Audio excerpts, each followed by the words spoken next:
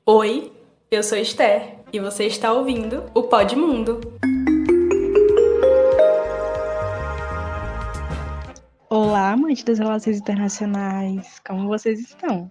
Eu espero que muito bem. No episódio de hoje, nós falaremos sobre diplomacia participativa e diálogos transatlânticos, a experiência do Itamaraty, na Bahia, com o diplomata Celso França.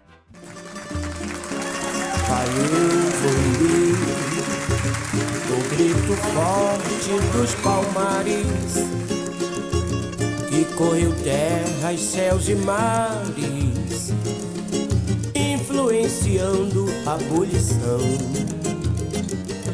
Zumbi valeu, hoje a vila é que zomba, é batuque, canto e dança, jongo e maracatu.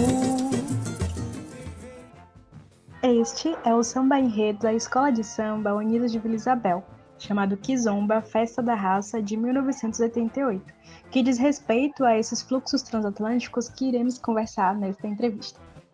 E nesse episódio, especialmente, eu estou acompanhada de duas mulheres maravilhosas, a professora Isabela Lamas e Pedrina Belém, que vão me ajudar a conduzir essa conversa. A diplomacia é tradicionalmente concebida como uma atividade que envolve a negociação de interesses dos estados em negociações com governos estrangeiros. É nesse sentido que, para o filósofo francês Raymond Aron, que é muito conhecido na área de relações internacionais, duas figuras estruturam as relações interestatais. O diplomata, que representa o Estado em tempo de paz, e o soldado, que carregaria as cores da nação em tempo de guerra. No entanto, ao longo dos anos, a gente pode dizer que a diplomacia vem passando por um processo de expansão que acompanha a crescente complexidade das relações internacionais. A diplomacia tem a presença cada vez mais forte de novos atores, como organizações não governamentais, corporações multinacionais, fundações privadas, parlamentares, entre outros, novos métodos e também novas questões e agendas. No Brasil, o Ministério das Relações Exteriores, também conhecido como Itamaraty, é o órgão de poder executivo responsável por auxiliar a Presidência da República na formulação e execução da política externa brasileira. No Itamaraty, temos diplomatas de carreira que são concursados e preparados pelo Instituto Rio Branco para o exercício da função. Nesse episódio, conversamos sobre essas questões com o diplomata brasileiro Celso de Arruda França, que ingressou na carreira diplomática em 1999 e, atualmente, ocupa o cargo de conselheiro-chefe no Escritório de Representação do Itamaraty na Bahia, o R Bahia. Ele é bacharel em Direito pela Universidade Estadual do Rio de Janeiro, pós-graduado em International Legal Studies pela American University Washington College of Law e mestre em International Peace Studies pela University of Notre Dame. Ao longo dos anos na carreira de diplomata, teve a oportunidade de servir na Embaixada do Brasil em Pequim, no Consulado-Geral do Brasil em Tóquio e na Embaixada do Brasil no Panamá. Diplomata Celso França, nós gostaríamos que você se apresentasse, falasse um pouco sobre sua carreira, sobre sua trajetória enquanto diplomata.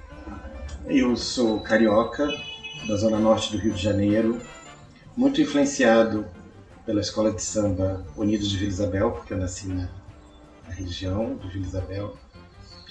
E aos 14 anos de idade, meu pai, que era oficial da Marinha Mercante, foi convidado pela empresa para a qual ele trabalhava a morar no Japão, trabalhar no Japão. Sim.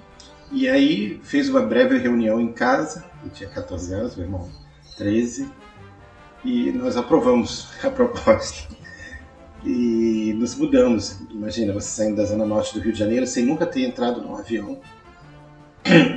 Desembarquei lá no aeroporto de Narita, isso no final de 79, início dos anos 80. E foi minha primeira experiência internacional. Fui matriculado numa escola em que estudavam alunos de 64 nacionalidades diferentes. E eu acho que a minha trajetória começa aí, porque eu fui desenvolver um interesse em conhecer culturas diferentes e a respeitar diferentes nacionalidades, diferentes costumes. E aos 18 anos de idade, esse ciclo se encerrou, meus pais voltaram, nós todos voltamos a morar no Rio de Janeiro, e eu ingressei na Universidade Estadual do Rio de Janeiro, a UERJ, Faculdade de Direito. E lá eu comecei a descobrir o movimento social. Eu participei do centro acadêmico, depois fui diretoria do DCE, da UERJ, e era um momento já de início da mobilização em favor das diretas já, eleições diretas para presidente. Então eu com 18, 19 anos ia às passeatas e passava a acreditar na construção coletiva de um país mais democrático, mais justo. Eu acho que eu trago isso dentro da carreira de diplomata, embora tenha entrado muito depois, porque o que aconteceu foi que eu, no final do curso de Direito, comecei a procurar a área de Direito Ambiental e os movimentos sociais, que já eram preparação para a ECO 92. Então chamávamos de ECO 92, depois ela ficou conhecida como Rio 92, né? A segunda conferência de desenvolvimento e meio ambiente. E eu participei do fórum social que se organizou em torno da conferência, que era ali, para quem é familiarizado com o Rio de Janeiro, era no Rio Centro, centro de convenções, né? Onde estavam as delegações governamentais. E a sociedade civil ficava no aterro do Flamengo, discutindo, fazendo apresentações. Eu me lembro da chegada do Dalai Lama. Um momento muito rico. Mas eu acabei deixando de lado o plano de ingressar na carreira de diplomata em favor dessa trajetória de movimentos sociais. Aí, já com quase 29 para 30, eu acabei ganhando uma bolsa de estudo nos Estados Unidos. Estive lá exatamente com 30 anos, porque foi de 1994 a 97. E aí, ao regressar ao Brasil, em 97, eu decidi prestar o concurso e acabei entrando em 99. E aí começa a trajetória dentro do Estado brasileiro, né? Até então, eu estava atuando na sociedade civil. As formas de exercício da diplomacia mudaram muito desde o seu ingresso no Itamaraty? Quais as principais mudanças que você destacaria? Que eu ingressei no momento em que a sociedade brasileira havia abraçado a proposta do presidente Fernando Henrique Cardoso.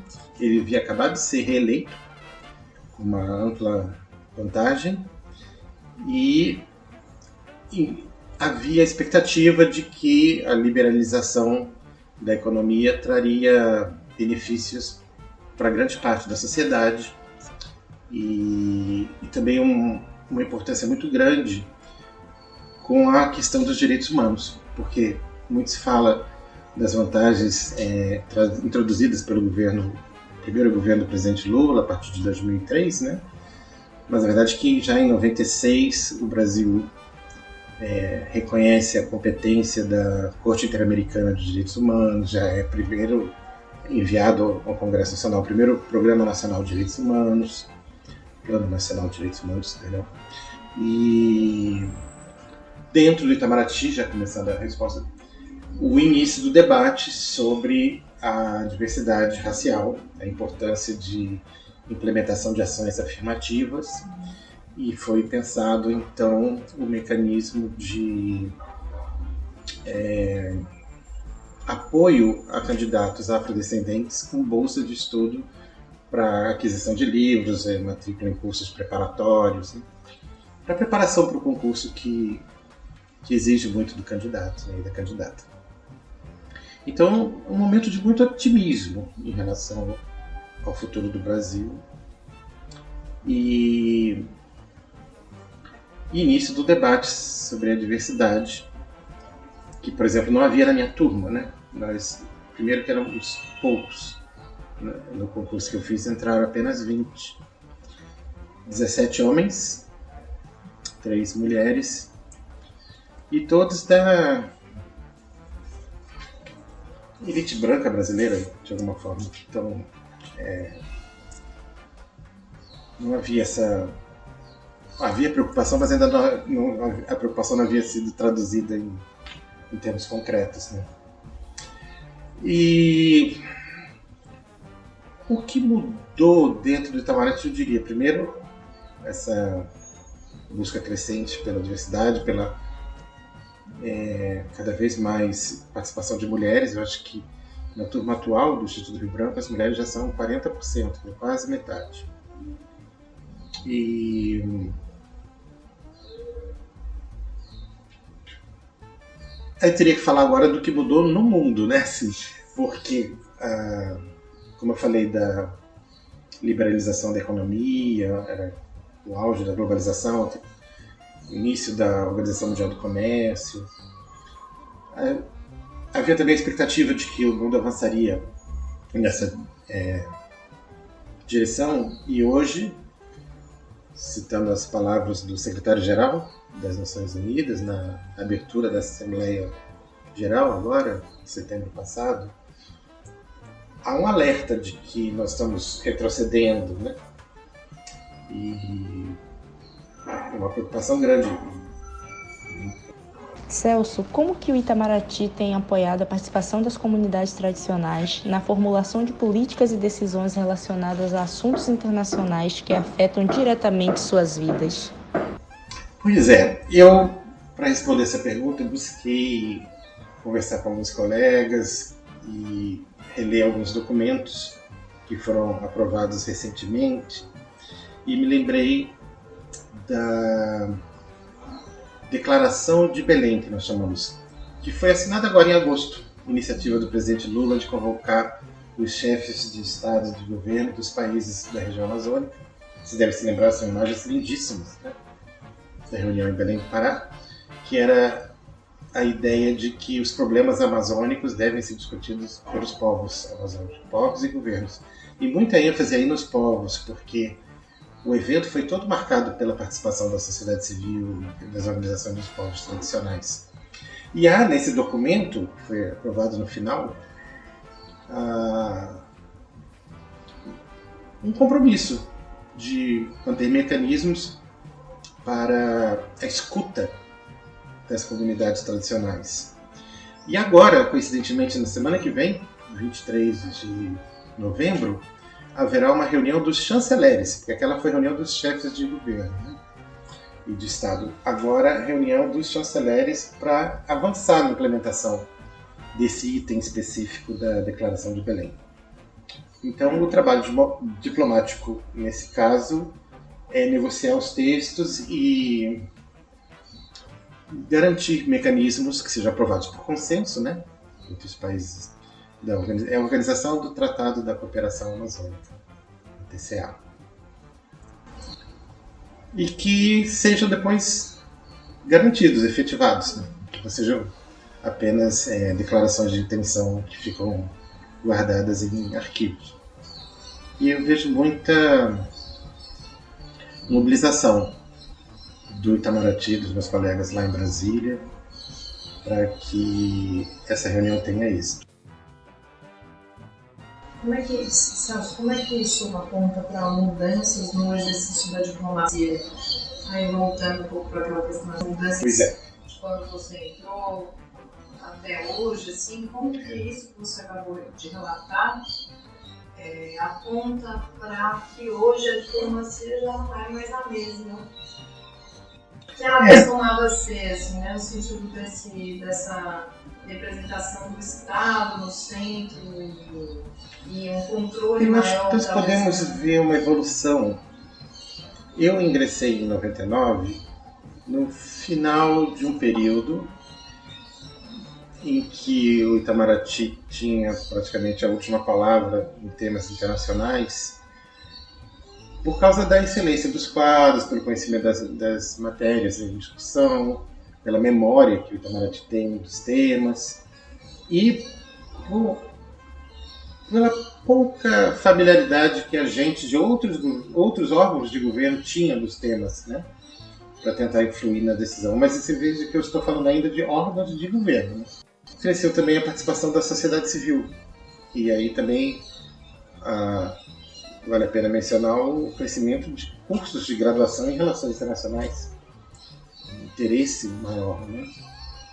Eu acho que o tema do contexto mundial político sempre foi restrito a um público especializado que lia certas colunas em jornais ou certos periódicos especializados, e foi ganhando interesse na opinião pública geral, demandando conhecimento dos assuntos, estudo e avaliação. Então, eu vi esse momento. E a participação da sociedade civil é cada vez maior e mais efetiva por meio dos vários conselhos que foram criados na esfera federal para escuta estruturada, assim, que não fosse uma coisa esporádica, ad hoc, dependendo do assunto, mas que tivesse uma participação maior. E foi muito bonito esse estudo, e vocês sabem que aos poucos nós perdemos esse espaço durante o período, né?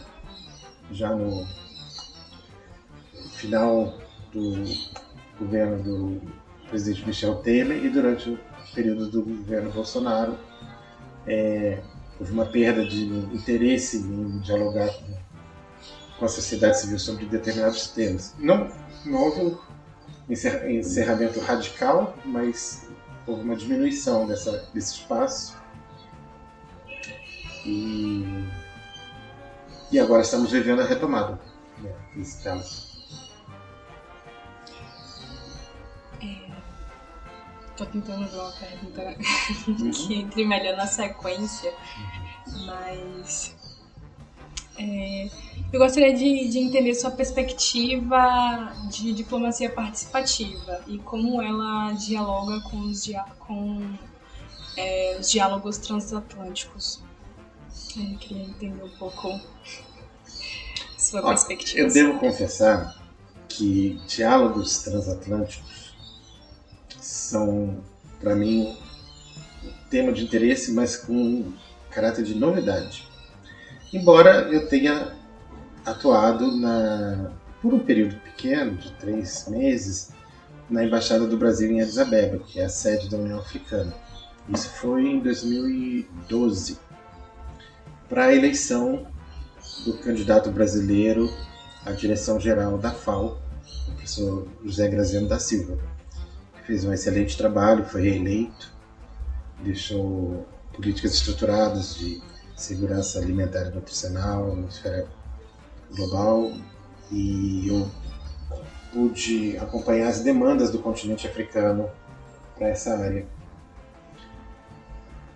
E, bom, tendo frequentado as quadras, né, das escolas de samba de Vila Isabel, Mangueira, Salgueiro, os temas africanos sempre estiveram presentes no meu imaginário, né? Mas o diálogo que eu vi transatlântico, por causa da minha função como diplomata, era o diálogo entre governos. E na implementação de alguns projetos de cooperação técnica, havia participação da sociedade civil no eixo de cooperação Sul-Sul, nas etapas de monitoramento e avaliação dos projetos, mas sempre muita ênfase nos agentes públicos, né?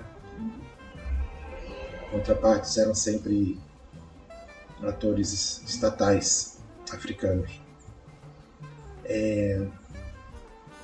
O meu papel aqui na Bahia, de certa forma, é incrementar esse diálogo transatlântico na esfera da sociedade civil e nas academias. Então, a internacionalização das universidades, eu tenho atuado um pouco nisso. Agora mesmo a Universidade Federal da Bahia está negociando com a Universidade do Mali um acordo. Eu fiz um diálogo também no Senegal com a Fundação Pierre Berger, aqui da Bahia, e o Instituto da África Negra de Dakar, para compartilhar parte do acervo do fotógrafo Pierre Berger. Então, há um potencial muito grande a ser explorado nessa área. Isso que me anima a continuar trabalhando aqui na Bahia e usar o espaço estatal para a construção dessas pontes, né? Identificar potencial aqui, receber as demandas de lá, ou ao contrário, né? Identificar as demandas que surgem da diáspora africana na Bahia e buscar contatos do continente africano e países do Caribe também, né, para facilitar esse diálogo transatlântico. Celso, quais são os esforços do Itamaraty para promover o reconhecimento e a valorização das práticas culturais e conhecimentos tradicionais das comunidades no cenário diplomático? Para poder responder primeiro, que a atuação do Itamaraty na Bahia é muito ampla. Então nós temos contato firme, permanente, por exemplo, com o Senai Cimatec, que é o campus integrado de manufatura e tecnologia para a indústria. Muito procurado por entidades internacionais. Hoje mesmo nós estávamos com um jornalista de Hong Kong interessado em conhecer. Fui ao campus lá em Piatã. Na próxima semana haverá outra delegação. Então, nós temos atuação também na promoção comercial de produtos da agricultura familiar, que possam ser adquiridos no exterior. Agora, na questão das comunidades tradicionais, nos territórios, a nossa atuação tem sido a de buscar diálogo e encaminhar as demandas. Eu me lembro, por exemplo, feiras literárias, em que há envolvimento de comunidades quilombolas, há um agente da Secretaria Estadual de Educação chamado Josivaldo, que esteve na feira de Maputo por intermédio da nossa embaixada lá, fez contato com escritores, e ele é de uma comunidade quilombola aqui da Bahia, e ficou encantado com o potencial de troca entre escritores, né, que tragam essa experiência. Ele deve ir agora a Cuba, já no início do ano que vem, também para uma feira literária. Há também projetos na área de intercâmbio de música, né? Músicos, e aí já levar um pouco da tradição baiana para países onde a diáspora africana seja representativa. Então, o Itamaraty tem esse projeto. Nós até custeamos agora a ida de 2 músicos para Lavagem de Madeleine, que é em Paris, organizado por baianos, e que esse ano contou com a presença do Carlinhos Brown. E foi uma tarde, vocês podem ver as imagens na TV, de engajamento da população francesa e dos brasileiros que moram também em Paris com a cultura de matriz africana da Bahia lá. Então foi algo que nos encheu de muito orgulho e esperamos repetir esse tipo de experiência em outras partes. De que forma as representações regionais elas dialogam com o Itamaraty, então como que é essa estrutura, né? Como é que faz parte? Na sua visão, qual o papel que elas têm no âmbito do exercício da diplomacia brasileira? Então, a gente compreende um pouco sobre isso. E perguntar para você se você acha que tem algo de paradiplomacia nisso. Qual que é a sua visão sobre a paradiplomacia, o protagonismo cada vez maior de atores subnacionais, se tem algum tipo de conflito entre o Itamaraty e os atores subnacionais, e como que você vê os escritórios, se os escritórios regionais por vezes podem interseccionar com essas dinâmicas. Né? Bom, o Itamaraty tem poucos escritórios regionais, são só 8, então não são todos os estados. A Bahia era acompanhada pelo escritório regional do Nordeste, que fica em Recife, mas em 2009, por iniciativa do então governador Jacques Wagner, foi apresentado um pedido ao Itamaraty para a criação de um escritório específico para a Bahia, dada a dimensão, né, do território, da diversidade, da população, da economia. O pedido foi aceito e desde 2009 2012, desde 2010, na verdade, mas em 2012, com um programa de trabalho específico, vem funcionando para dar apoio aos atores subnacionais que queiram aumentar a inserção no cenário internacional. E eu vejo o papel do escritório de representação, primeiro, quando a demanda surge dos entes subnacionais. Então, por exemplo, o prefeito, o vice-prefeito do Salvador, o governador de estado, ou o secretário de saúde da Bahia, estadual, queira participar de um evento internacional, ele pode, por intermédio do nosso escritório aqui na Bahia, conseguir apoio mais facilmente das embaixadas nos países a serem visitados. Eu digo isso porque nada impede que entre em contato diretamente com as embaixadas ou entre em contato com a área do Itamaraty que cuida de relações federativas, né, para pedir esse tipo de apoio. Mas se for feito pelo escritório regional, a informação sai com detalhes que talvez fossem perdidos numa comunicação direta. Porque sendo parte do Itamaraty, eu sei qual tipo de pergunta e de informação que a embaixada precisa receber para avaliar o tipo de apoio que é dado numa visita desse nível. E esse é o nosso trabalho, eu não gosto de usar a palavra em inglês, mas seria on demand, quer dizer, quando vem a demanda de fora, nós atuamos. Mas eu gosto de ir um pouco além disso e fazer o trabalho de exploração de oportunidades, né? De você olhar e ver quais os atores na Bahia têm potencial para expandir atividade no exterior, seja na área cultural, educacional, comercial. Então eu faço muitas visitas, eu crio projetos com as visitas que eu faço, oferecendo apoio.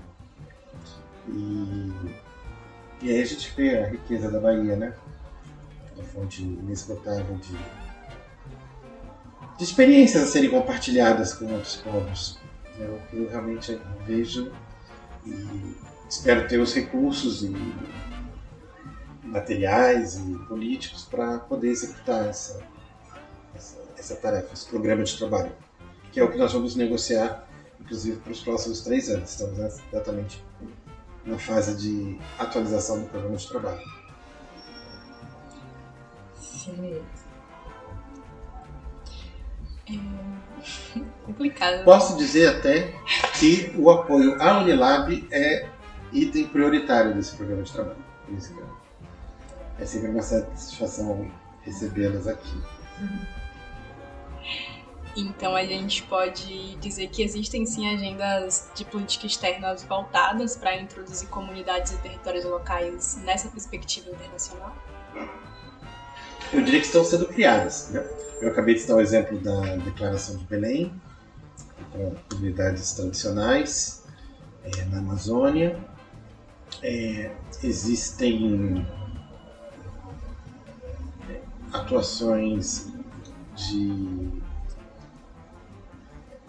movimentos sociais ligados às comunidades locais, quilombolas inclusive, na questão do Fórum, por exemplo, Permanente das Nações Unidas para Afrodescendentes, né? Sobre afrodescendentes.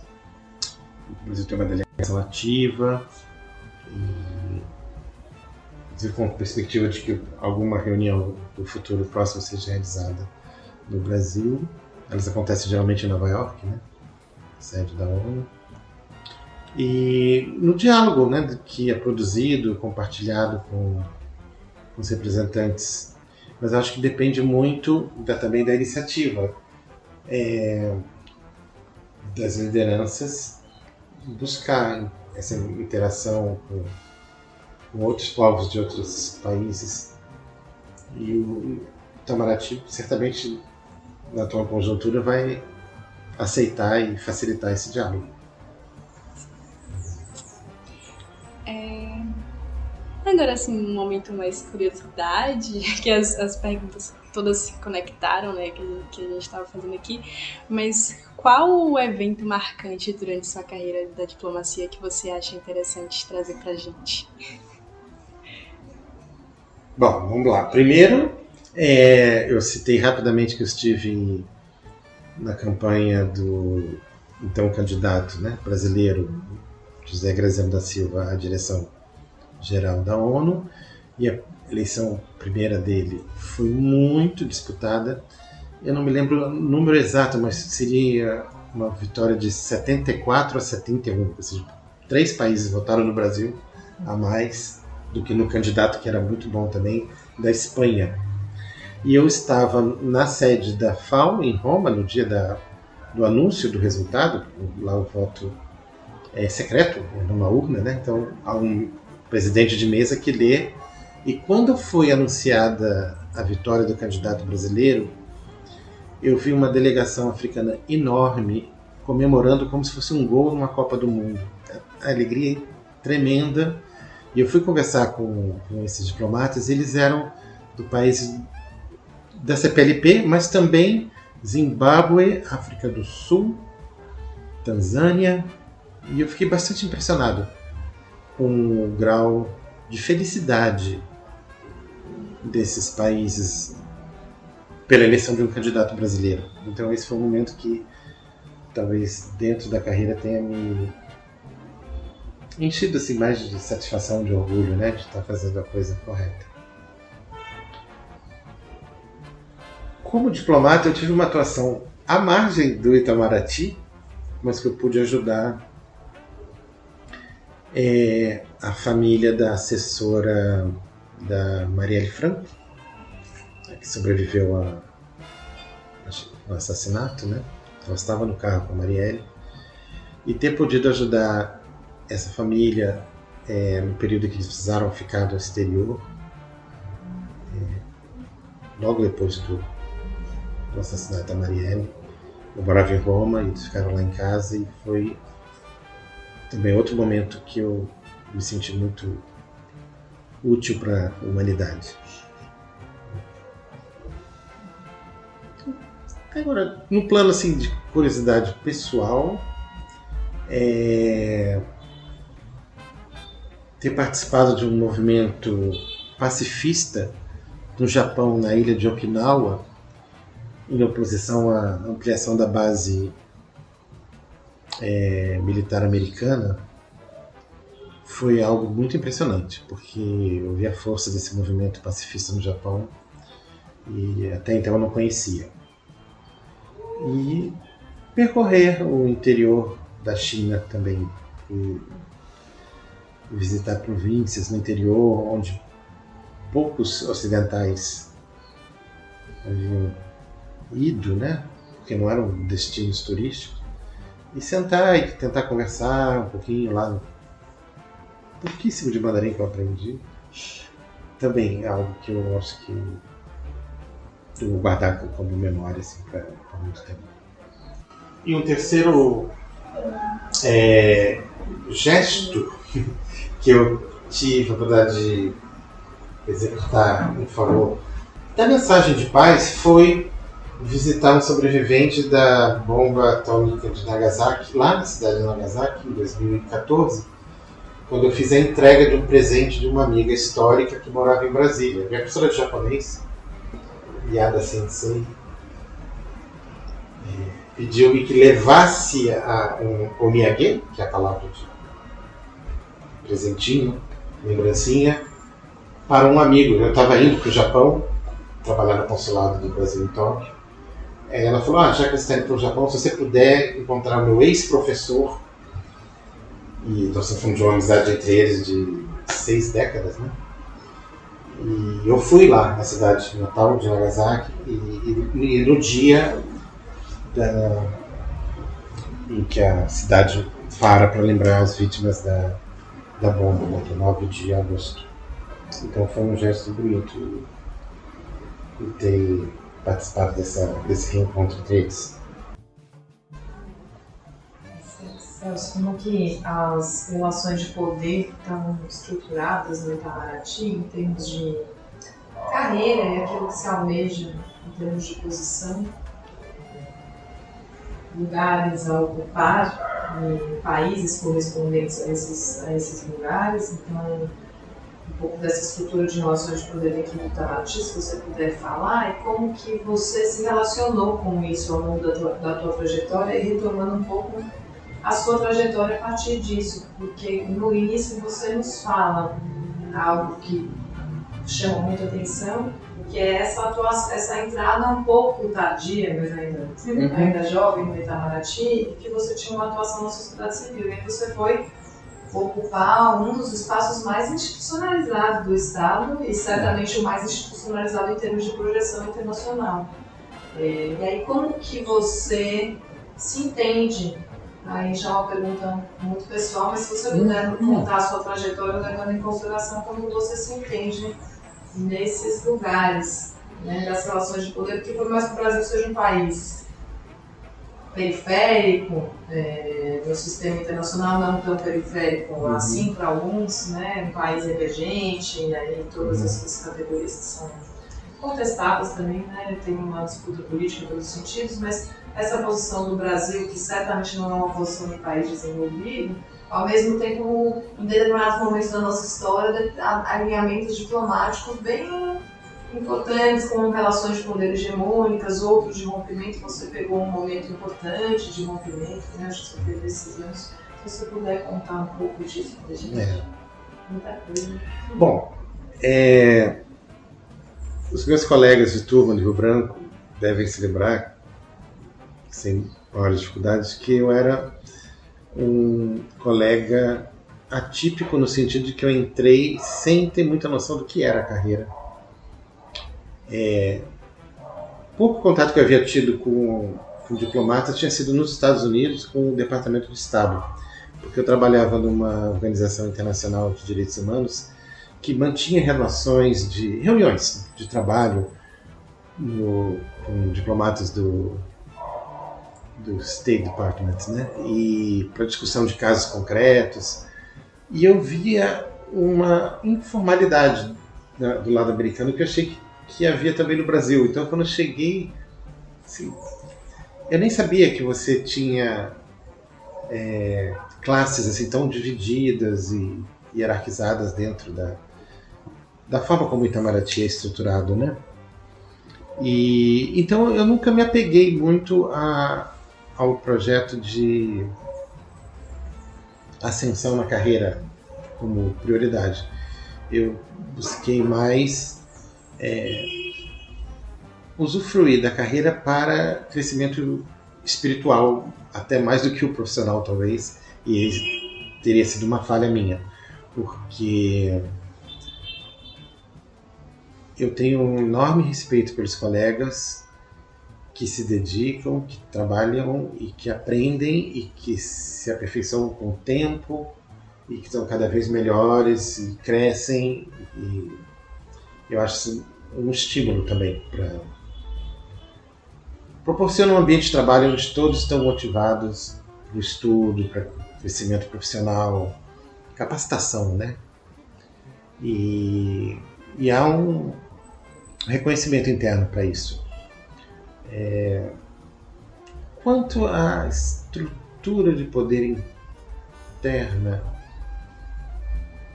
eu acho que é difícil mudar, porque é uma instituição já com muita tradição, né? Não foi, você vê que outros ministérios são criados, desfeitos, fundidos com outros, e o Itamaraty é o Itamaraty desde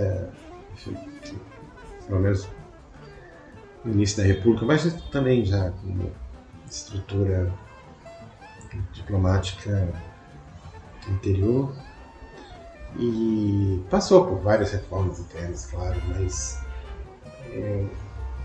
eu acho que esteve um pouco protegido, isolado do restante da sociedade na elaboração das posições que o Brasil tomava. E um exemplo que eu posso dar é de que quando eu, em 2004 para 2005, achei que era hora de ir para o exterior, né? Eu tinha ingressado em 99, né? Então completando 5, 6 anos, já era época de ir para o exterior. Eu estava trabalhando na Presidência da República, que era a Secretaria de Direitos Humanos, e antes era ligada ao Ministério da Justiça, mas no início do governo Lula passou a integrar a esfera ministerial. E por estar lá, alguns colegas achavam que eu, ao pedir remoção para o exterior, deveria pleitear, sim, postos de maior projeção do que o que eu acabei escolhendo, que foi Pequim. Eles falaram assim, mas Pequim deveria ser sua segunda ou terceira opção, nunca a primeira opção. E eu dizia, mas é onde as coisas estão acontecendo, né? 2003, 2004, 2005, a China crescia 12%, em média nesse período, né? 12% ao ano, várias discussões de qual seria o futuro da China, até mesmo se o crescimento econômico geraria uma burguesia que iria demandar um sistema político diferente ou não. Tudo isso, assim, as questões em aberto para serem respondidas lá. E eu quis ver isso de perto, então eu escolhi ir para a China. Mas havia essa mentalidade que talvez devesse seguir o caminho tradicional de buscar outros postos que são classificados como postos de categoria A, né? Não foi esse caminho que eu segui, então e não me arrependo, porque eu aprendi muito na China nesse período. Lições que eu trago até hoje. Como a diplomacia estatal tradicional se relaciona com o protagonismo internacional cada vez maior de atores não estatais, como é o caso, por exemplo, de lideranças indígenas nas negociações climáticas, poderíamos entender que muitas vezes a diplomacia também é feita por atores não estatais? Muito importante essa questão. Eu teria que estudar mais para responder com conceitos. Mas eu posso... acho que o que mais interessa aos ouvintes do que a exposição de conceitos é o compartilhamento das minhas experiências, né, profissionais. Sim. E o que eu posso ter observado sobre isso nos últimos anos. Eu acho que houve um momento em que atores não estatais tiveram mais peso, que justamente no ano em que eu entrei no Itamaraty. Eu me recordo de ouvir,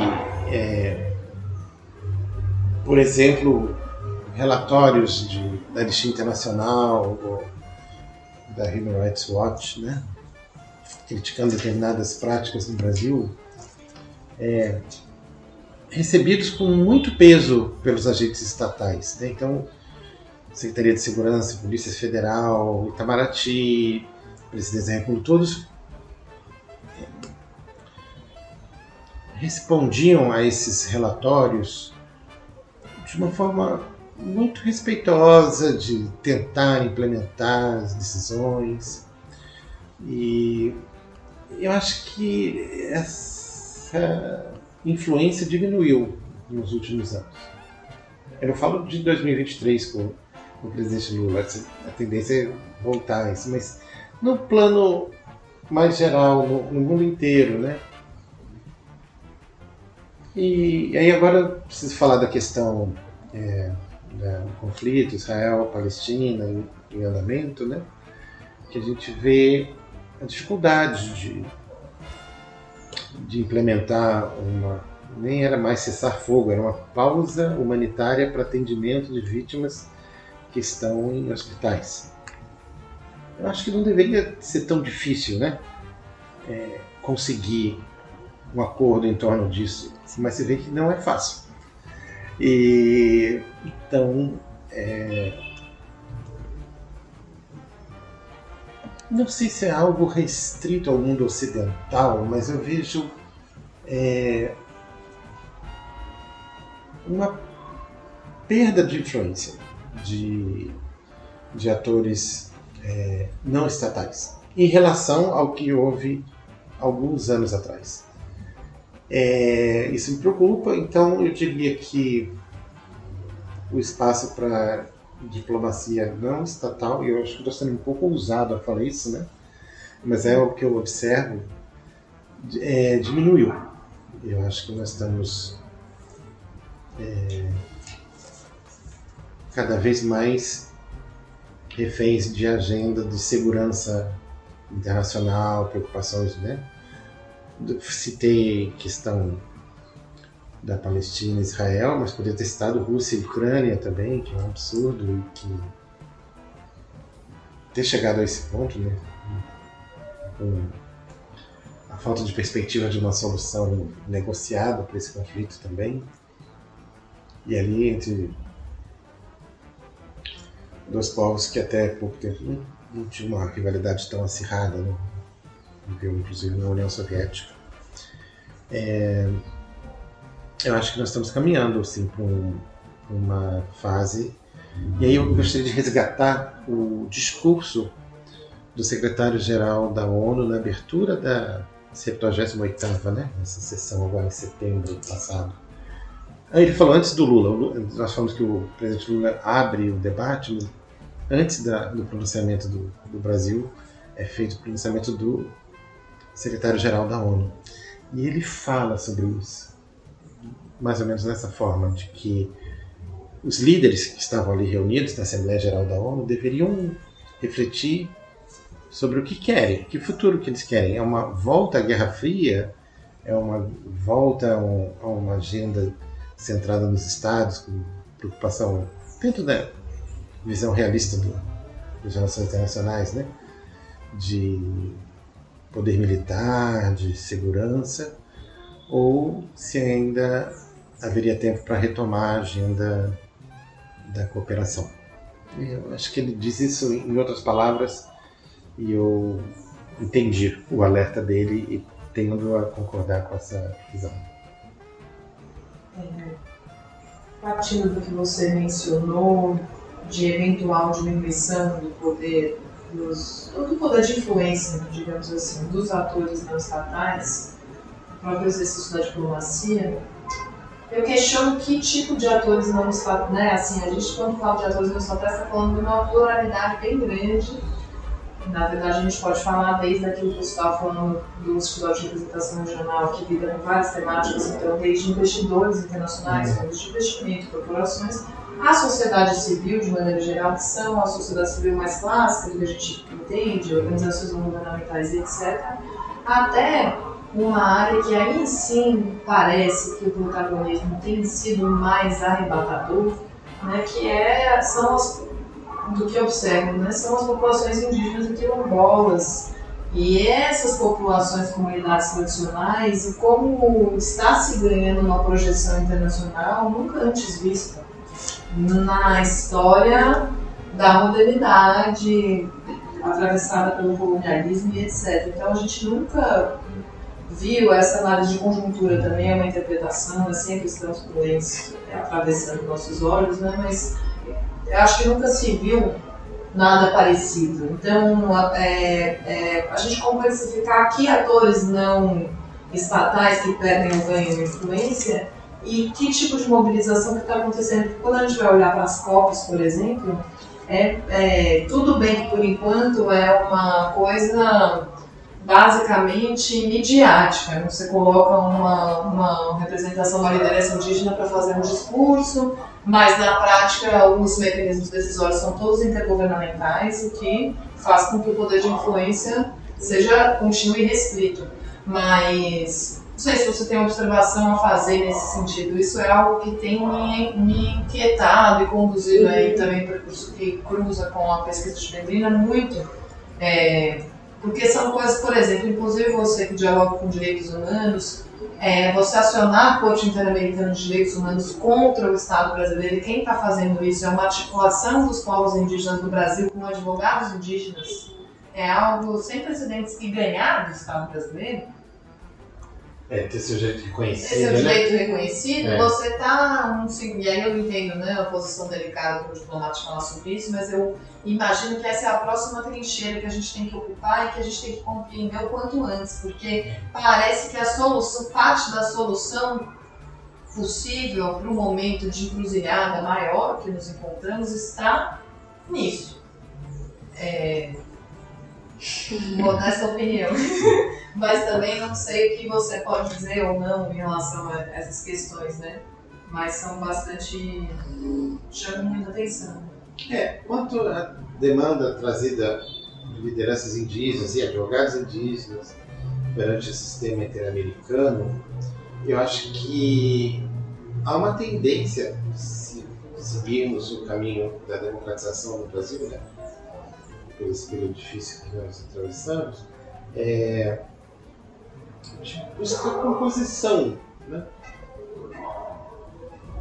O Estado brasileiro não necessariamente tem que se sentir derrotado pelos movimentos sociais, em especial dos povos indígenas. Mas tem que, nós chamamos de composição da lide, fazer um acordo, dizer, eu reconheço a violação e vamos examinar agora a forma de reparação do que foi feito de errado e, cabendo aos movimentos sociais, apresentar demandas que sejam factíveis, né, que possam ser implementadas para transformar a realidade que foi o território, digamos assim, que foi vítima de uma violação grave. Então esse é um caminho possível. Já na participação de povos indígenas nas conferências de clima, né, Conferência das Partes, dos COPs, nós já estamos há 2 semanas da próxima, né, nos Emirados Árabes. Há também, em contrapartida, um lobby das empresas, né? Então, você, quando entra e passa pelos corredores, você vê estandes de empresas também, não só lideranças dos movimentos sociais indígenas, mas grande influência de empresas que tentam influenciar a posição dos negociadores. Esses sim, os negociadores são agentes estatais, né? Mas que escutam o setor privado, sociedade civil, composições parlamentares e tendem a avaliar essas contribuições, subsídios para a definição da posição, né? E sempre com a ideia de que são interesses conflitantes, né? E a orientação política do governo é que vai determinar qual peso a ser dado para cada ator que tenta influenciar a posição oficial do país.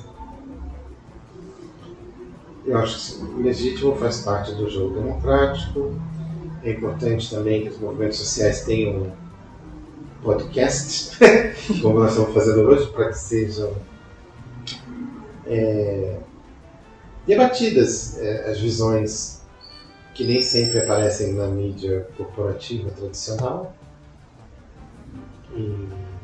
mas sempre com argumentos, né, de qualidade, que possa realmente ir além de uma posição só de reivindicação. Eu preciso conhecer a matéria, né, para poder opinar. E isso demanda algumas horas de estudo, né? Conhecer os antecedentes, como é que o tema chegou na discussão atual, por exemplo, o que será discutido na COP agora, no final de novembro, início de dezembro, nos Emirados Árabes, é resultado de uma evolução. Então você precisa acompanhar a trajetória do tema ao longo das últimas conferências para saber como chegou naquele ponto, mecanismos de financiamento, qual era a discussão sobre isso 10 anos atrás, como que evoluiu, e aí tentar identificar quais os caminhos que estão sendo propostos, né? E tentar influenciar a posição do governo brasileiro para que sigam aquilo que for considerado mais vantajoso para a sociedade, né? A diplomacia, basicamente, é um espaço da representação por excelência do Estado, né, no sistema internacional. Então tem essa coisa muito, muito forte do Estado. E pensando em estratégias de luta e formas de pressão dos movimentos, de comunidades tradicionais, povos indígenas e da população de maneira geral, de pressão no Itamaraty por maior participação pública, porque é uma instituição de formulação de política internacional, uma formulação da política internacional do Brasil, que por mais que tenha suas estratégias, e aí somos nós conversando com você, por mais que tenha suas estratégias de ampliar, de diversificação, de composição do quadro diplomático, etc., é muito fechado, historicamente muito fechado, é historicamente elitizado. E por mais que tenham as políticas, isso ainda não se transformou. E qual que é o verdadeiro potencial de transformação se a gente não tiver verdadeiramente uma possibilidade de influência pública no âmbito da formulação? Como você vê essa tensão? Ao mesmo tempo, entendo que aquilo que você trouxe ao longo da entrevista aqui, falando que você precisa conhecer a trajetória, por exemplo, de uma COP, para você poder estar na COP. E isso, um diplomata é treinado para fazer, ele estuda, ou ela, né, estuda há muitos anos, tem toda uma sistemática de fazer isso e tem todo o seu valor. Então não é uma questão que pretende diminuir essa importância, mas é como que será possível, quais são as disputas por espaços de possibilidade de ampliar a participação pública e, ao mesmo tempo, lidar com essa questão do preparo necessário para a participação nesses espaços, que é uma coisa que vocês se dedicam a fazer, né? E eu acho que a tensão emerge um pouco a partir daí, porque as tensões que a gente vê, por exemplo, de paradiplomacia, de protagonismo de entes subnacionais, é assim, pessoas que estão ocupando posições políticas e que não necessariamente têm preparo específico em questões de política internacional e acabam dando sua opinião, acabam dando que muitas vezes isso gera situações de delicadeza diplomática. Vocês têm um nome para isso, né? Um imbróglio? Sim, ou irritante às vezes. Bom, a origem da atividade diplomática é o segredo de Estado, né? Assim, você tinha sempre a figura de enviados, que trazia uma mensagem que era cifrada, que um líder procurava outro líder e enviava como transmitir a posição do seu país em relação a um tema para outro país, de forma que pudesse ser entendida e fosse produzisse efeitos, e nunca de forma totalmente transparente, porque os interesses em jogo nem sempre eram discutidos com a opinião pública claramente. Isso eu estou dizendo na origem do século XIX, século XX. Depois das experiências das duas grandes guerras, né, no século passado, a devastação provocada pelas duas guerras, a opinião pública começou a exigir, né, maior transparência dos acordos, maior definição de posições, aquilo que eu dizia, né, e também o crescimento do estudo das relações internacionais nas universidades. E é um processo crescente que avançou bastante nos últimos anos, e hoje no Itamaraty já está estruturado. Há uma tese do curso de altos estudos, que é uma exigência da carreira de diplomata, feita pela atual representante permanente do Brasil para temas de gênero, que é a Vanessa Dulce de Faria, e já fica a minha primeira dica de leitura para os ouvintes do podcast.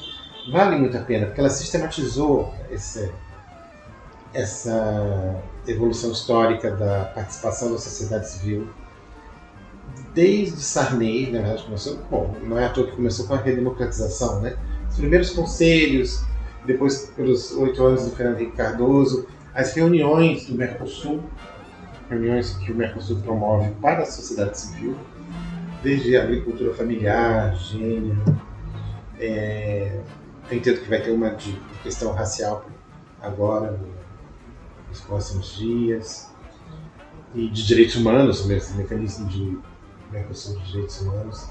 Então os governos convidam os representantes da sociedade para esse diálogo e formulam posições a partir de discussões em conselhos.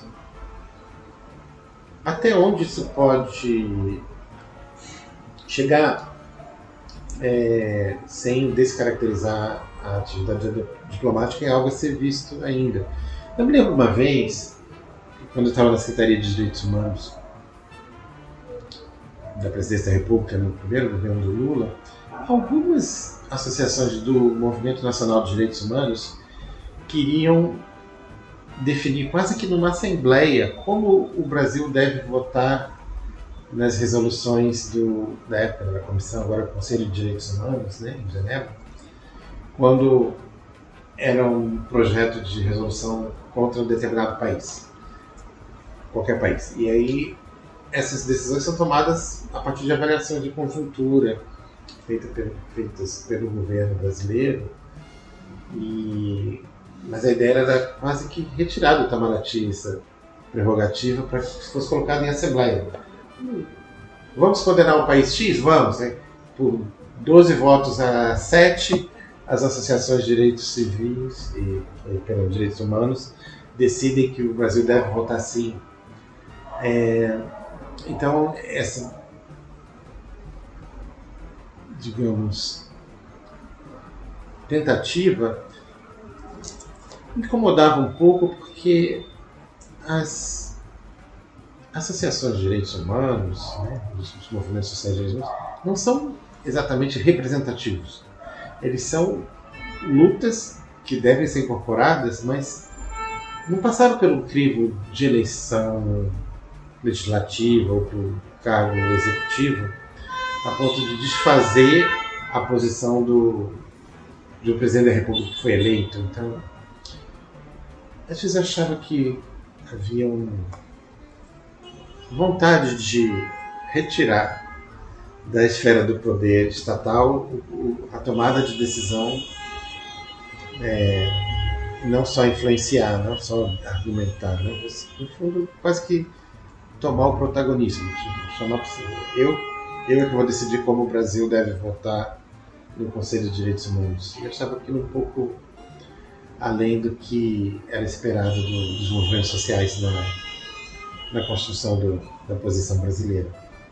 Então, acho que esse é o que nós vamos ver nos próximos anos, né? Mas certamente no atual governo há uma disposição de diálogo, e isso é visível na preparação das grandes conferências que nós realizamos e a manutenção desse diálogo permanente. Acabaram as perguntas do garoto. Agora a gente vai entrar no quadro do Pode Mundo, que chama Pode Indicar, onde o nosso convidado traz referências que vão arrematar nossa entrevista e levar esse debate para além do nosso episódio, né? Então pode ser algum documentário, livro, artigo, qualquer coisa que ache interessante. Eu vou falar só de um livro e de um filme. Certo. Poderia falar outros, mas vale muito a pena ler a troca de correspondências entre Albert Einstein e Sigmund Freud, que foi estimulada pela Liga das Nações. Então ela começa o Comitê de Intelectuais da Liga das Nações no final da Primeira Guerra Mundial. Pede para o Einstein escolher alguém, de livre escolha, né, claro, para falar sobre guerra e paz. Então Einstein, escreve uma carta para o Freud e diz assim: tomei conhecimento dos seus estudos sobre a psique humana, comportamento, e vejo que você estuda as emoções, e eu tenho uma pergunta. A violência é algo inerente ao ser humano? Todo ser humano tem esse impulso de destruição, de morte, de eliminação do rival? Isso é algo que é inescapável do ser humano? Aí o Freud agradece, né, a carta e diz, olha, basicamente sim, mas existe uma maneira de canalizar essa agressividade que é a cultura, para algo positivo. E aí ele termina dizendo, se você quer fazer algo pela paz, faça pela cultura. Quer dizer, trabalhando pela cultura, você gera um ambiente que conduz essa agressividade para algo que não seja jogar bomba no país vizinho. Então, para o momento que nós estamos vivendo hoje, eu recomendaria. E não é longo, porque são 2 cartas, né? Eu acho que é uma publicação de 40 páginas no máximo. Eu vi a edição em português de Portugal, de Lisboa. Não sei qual é a editora aqui no Brasil. E o nome da obra é Por que a Guerra? Interrogação.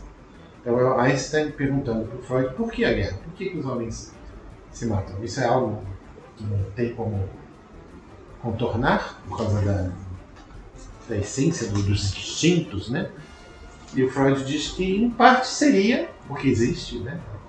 Todo mundo um dia fica irritado, quer dar um soco na cara de alguém, mas não necessariamente toma essa atitude porque existem caminhos, né? Sim. Então é uma troca de cartas de 2 pessoas inteligentes e que tem algo a dizer para os dias atuais, né? Acho que ela é de 1929, 28, 30, não sei exatamente que ano foi a carta. E um filme do mestre Akira Kurosawa, já que nós falamos um pouco do Japão, né? Que eu gosto muito, né? Tem vários clássicos, mas eu gosto muito do Dersu Uzala. Que eu não posso falar de spoiler, que é filme, né? Mas só para dizer que é um encontro de um oficial do exército russo que vai à Sibéria, mais ou menos como Euclides da Cunha. Vamos lembrar. Ele vai para o interior para fazer um mapa da geografia da Sibéria para Moscou, né, para o governo. E ele é o líder da expedição e ele conhece um líder indígena de lá, da Sibéria, um siberiano, que era um caçador, vivia da caça, né, um modo de vida bem primário. E eles se tornam amigos e, acho que ainda não é spoiler dizer que em determinado momento o Dersu Uzala, esse personagem indígena, vem morar com ele na cidade. Então é a adaptação dele, que saiu da floresta, lá da Sibéria, para morar, eu acho que em São Petersburgo, na verdade, né? São Petersburgo. E aí, como é que o indígena da Sibéria vê a civilização russa do final do século XIX e do século XXI. É um filme muito bonito. Também muito importante para os dias atuais. Muito bom. Celso, nós agradecemos muito a sua participação. Foi uma honra ter feito esse episódio contigo e somos muito gratos por você ter aceito o nosso convite. Né? Aceitei com prazer, porque, como eu disse, a Unilab é prioridade para o Itamaraty. Meus caros ouvintes e amantes da política internacional, nosso episódio chegou ao fim. Mas fiquem tranquilos, porque novos episódios virão. E para que você fique ligado quando sairão esses novos episódios, é muito importante que você nos siga nas nossas redes sociais, @podmonto.ri. Assim, você estará sempre atento aos novos episódios e também ao que acontece nos nossos bastidores. É isso, se cuida, tchau!